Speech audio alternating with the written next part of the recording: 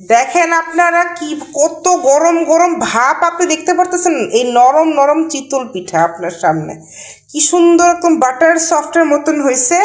তো যদি শ্বশুর বাড়ির প্রশংসা শুনতে চান, আপনার প্রশংসা করতে করতে বন্যা ভাসিয়ে দিবে আপনার শ্বশুর বাড়ির লোকজন।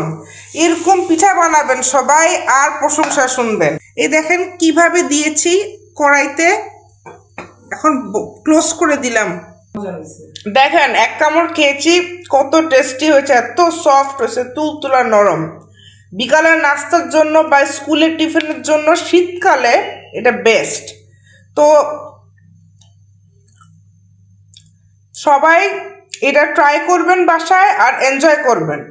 গরম এই শীতে, এই কনকনে শীতে পরিবেশন করুন চিতল পিঠা ডাবার হানির সাথে।